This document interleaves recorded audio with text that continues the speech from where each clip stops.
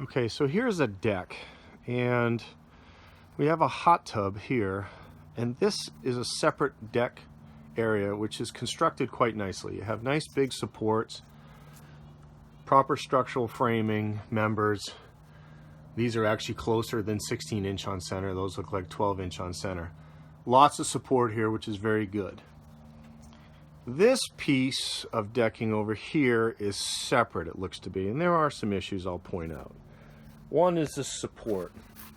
Looks like this rock has moved out and is pushing on the support, and the support is moving off of its foundation pylon there.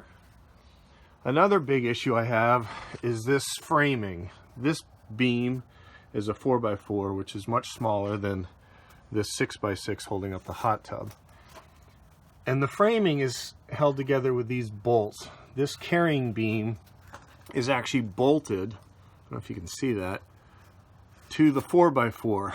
What would be preferable would be to have a bigger post and this framing resting on top of that post instead of bolted through.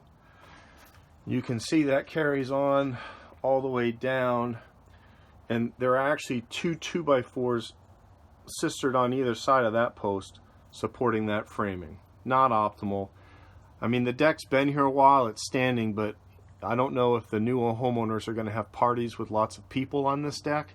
I would want better construction. The other thing I'm going to look for are these joists here, which are undersized. They should be 2x8s. These are 2x6s. The good thing is there are brackets, and they are properly nailed to a ledger board.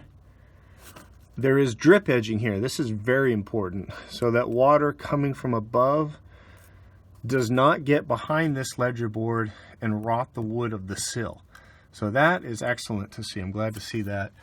And I'm looking for bolts. Oh, here's one right here. So there is a bolt holding this ledger board to the sill of the house. That's vitally important, so that if this were just nailed, a lot of weight could pull that right off. But with these bolts, that holds that ledger board tight to the foundation.